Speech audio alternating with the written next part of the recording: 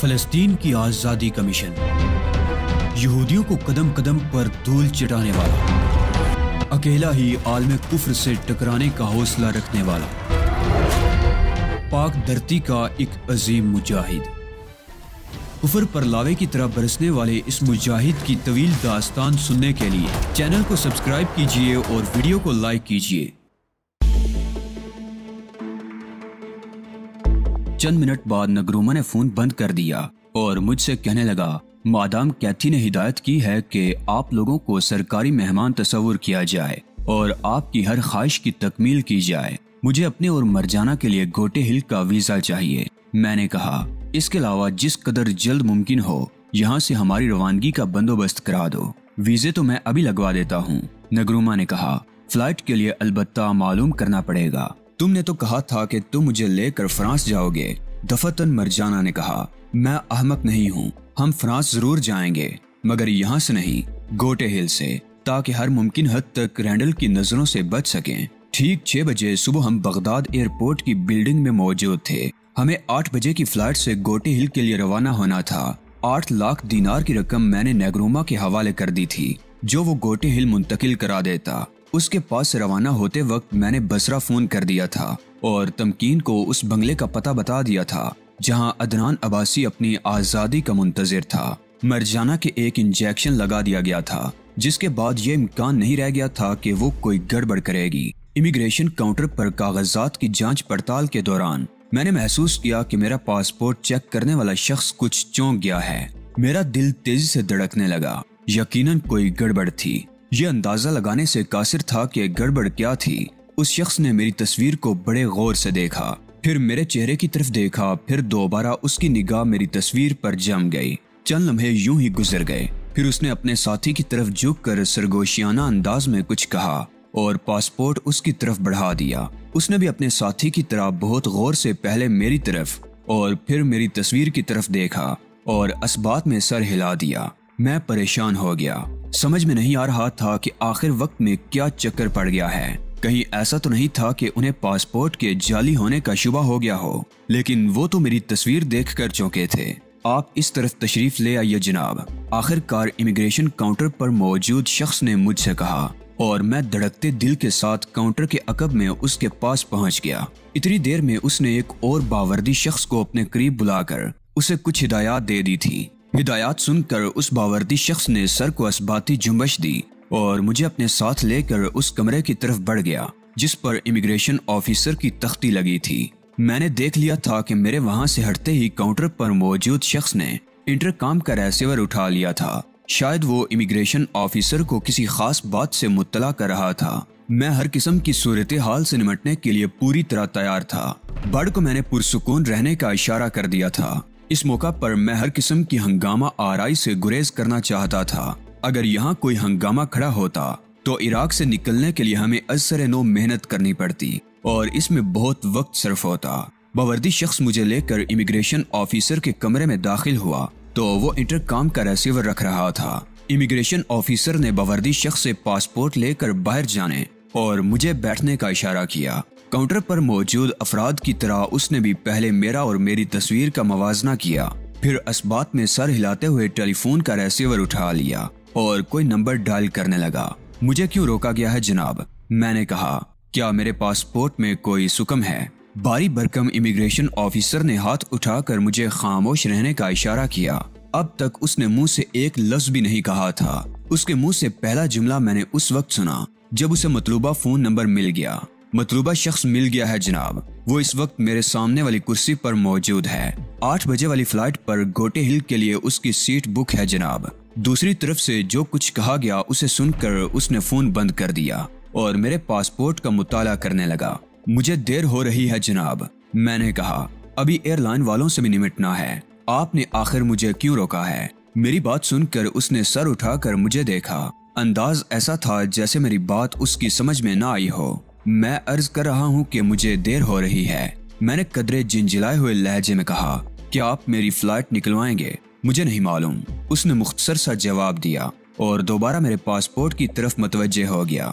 कमाल है, आपने मुझे रोका है और आपको ही नहीं मालूम।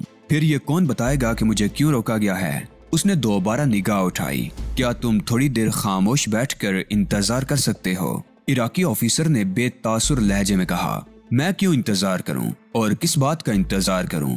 मेरे लहजे में बदस्तूर झिंझलाहट मौजूद थी। इमिग्रेशन ऑफिसर के चेहरे से जाहिर हो रहा था जैसे वो फैसला न कर पा रहा हो कि मेरे साथ किस किस्म का रवैया इख्तियार करे। लेकिन इतना तो मुझे अंदाजा हो गया था कि मामला खतरनाक नहीं है। कम से कम इमिग्रेशन ऑफिसर की हद तक तो ये बात यकीनी थी कि उसकी तरफ से मुझे कोई खतरा नहीं है। लेकिन ये तशवीश बहरहाल बरकरार थी कि मुझे किसके कहने पर रोका जा रहा है। मुल्क से बाहर जाने के लिए इमिग्रेशन से क्लियरेंस लेना जरूरी होता है। चंद लम्हों की सोच विचार के बाद इमिग्रेशन ऑफिसर ने कहना शुरू किया। इमिग्रेशन डिपार्टमेंट का दायरा कार बहुत वसी है। बाज़ औक़ात हमें मरवज्जा तरीका कार से हटकर काम करना पड़ता है, इसलिए तुम्हारे किसी सवाल का जवाब नहीं दिया जा सकता। अपना काम हम इस तरह करेंगे जिस तरह हम मुनासिब समझेंगे, खा इस चक्कर में मेरी फ्लाइट ही क्यों ना निकल जाए। मैंने तेज मिजाजी का मुजाहिरा किया, खा इस चक्कर में 1 महीना ही क्यों ना लग जाए। इराकी ऑफिसर ने मेज पर घूंसा मार कर कहा। उसे गुस्सा आ गया था। हम क्या कर रहे हैं और क्यों कर रहे हैं ये तुम्हें नहीं बताया जा सकता। मैंने तुमसे कहा है कि खामोश बैठकर इंतजार करो। अगर तुम खामोश नहीं बैठ सकते तो मजबूरन मुझे अपने किसी आदमी को बुलाना पड़ेगा। मैं यूं खामोश हो गया जैसे उससे मरूब हो गया हूँ, जबकि दर हकीकत मैं तहजीब और बड़ की तरफ से फिक्रमंद था। मालूम नहीं मैं किस चक्कर में फंस गया था। अगर फ्लाइट निकल गई तो उन दोनों का क्या बनेगा, और फिर मर जाना भी तो थी। अगरचे हिफ्ज़े मातकद्दुम के तौर पर उसके इंजेक्शन लगा दिया गया था, लेकिन उस पर कुली तौर पर इन्हसार तो नहीं किया जा सकता था। मैं अपनी सोचों में गलताओं पेचां खामोश बैठा था। इमिग्रेशन ऑफिसर भी खामोश था और मेरे पासपोर्ट के औराक उलटते हुए उस पर यूं नजरें जमाए हुए था जैसे पासपोर्ट के औराक सादा ना हो, बल्कि उन पर कोई दिलचस्प कहानी तहरीर हो। ऐसी दिलचस्प कहानी जिससे नजरें हटाए न हट रही हों। तकरीबन 15 मिनट यूं ही गुजर गए। फिर इस सुकूत को टेलीफोन की घंटी ने तोड़ा।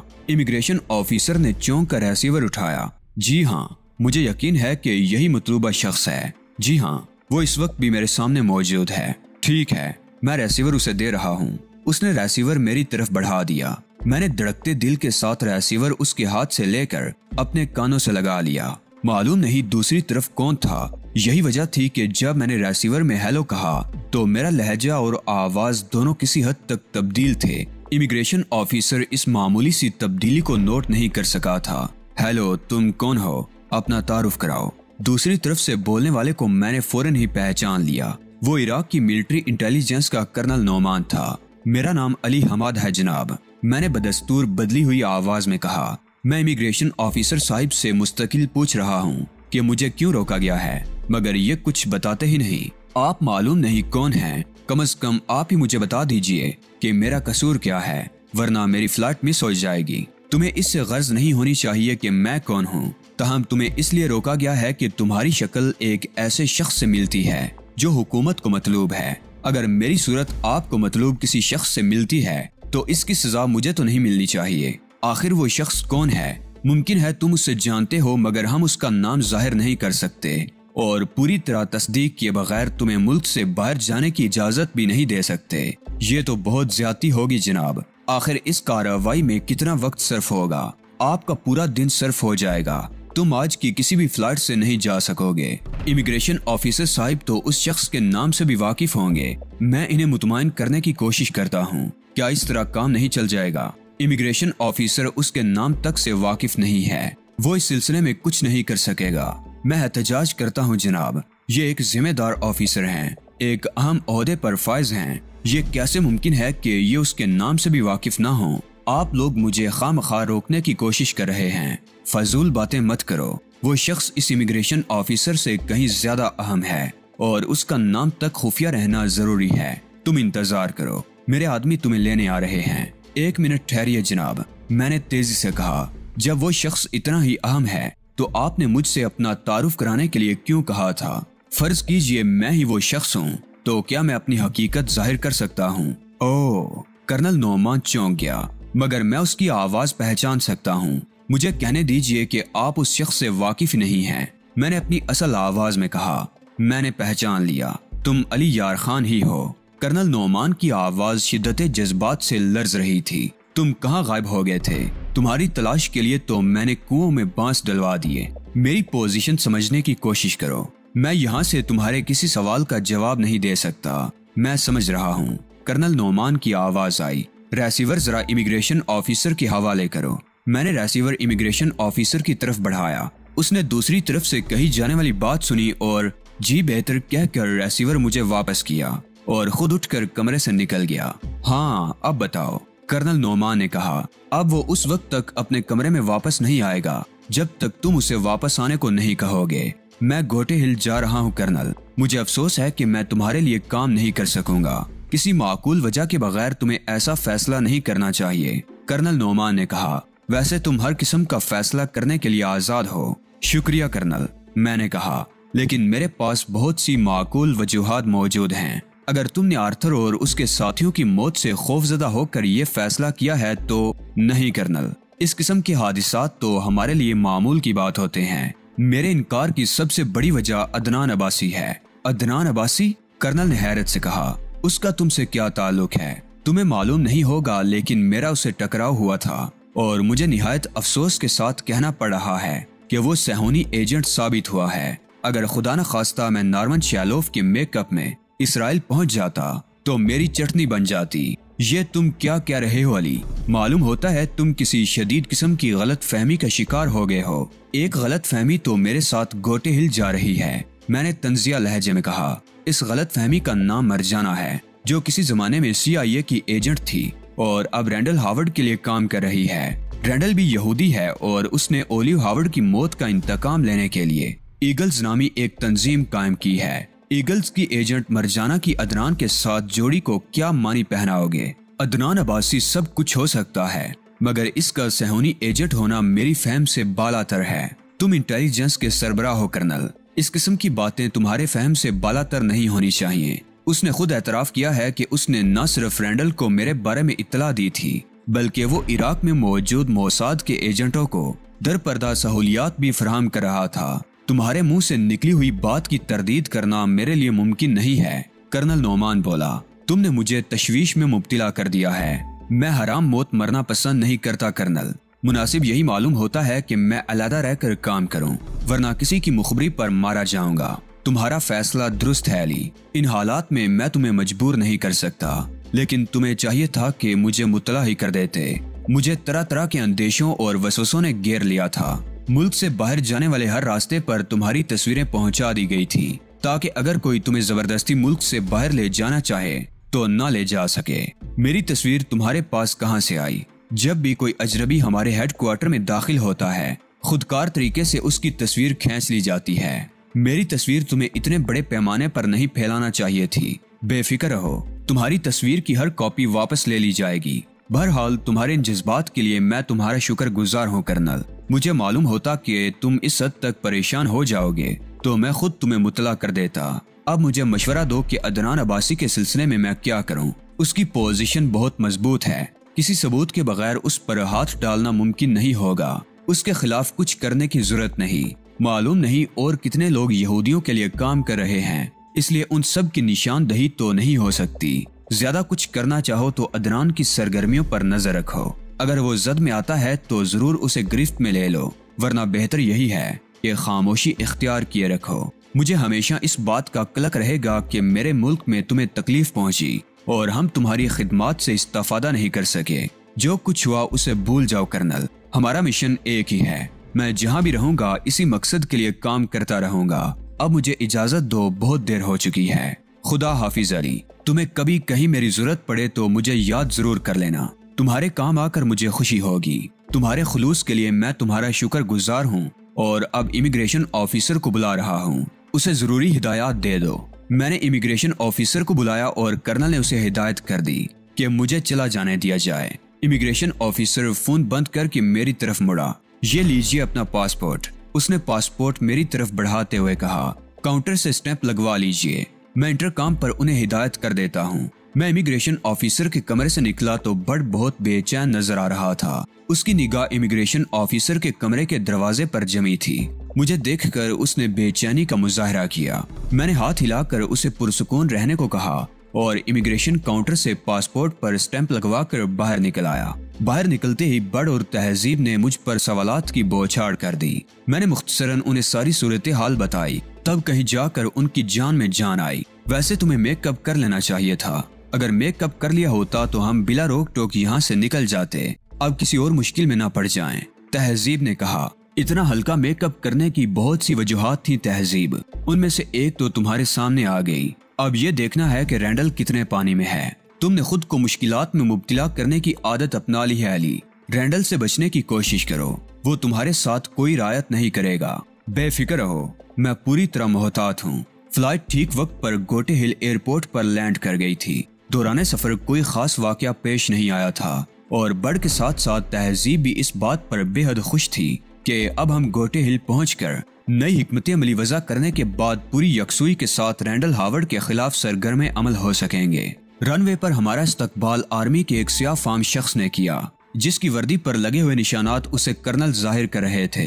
मुझे कर्नल शिवालू कहते हैं जनाब। उसने मुझसे बड़ी गर्मजोशी से मुसाफा करते हुए कहा, मैं जनरल टेरिस के जाती महकमा ताल्लुकात आमा का सरबराह हूँ। जनरल खुद आपके इस्तकबाल के लिए नहीं आ सके। उन्हें अचानक एक ऐसी मसरूफियत पेश आ गई कि उनके पास माजरत के सिवा कोई चारा नहीं रहा। मुझे उनका नुमाइंदा ही समझिए, गोया आप उनके नुमाइंदे नहीं हैं। बड़ ने कहा और कर्नल शिवालू चौंक कर उसे देखने लगा। ये आप क्या कह रहे हैं जनाब? उसने कदरे बरहमी से कहा, मैं उनका नुमाइंदा क्यों नहीं हूँ? आपने खुद ही तो कहा है कि मुझे उनका नुमाइंदा समझिए। बड़ बड़ी मासूमियत से बोला, गोया आप उनके नुमाइंदे नहीं हैं, तभी आपने समझिए का लफ्ज इस्तेमाल किया। कर्नल शिवालू हंसने लगा। आपके साथी बहुत बजला सुख मालूम होते हैं जनाब। उसने मुझसे कहा, गोया हूँ नहीं, सिर्फ मालूम होता हूँ।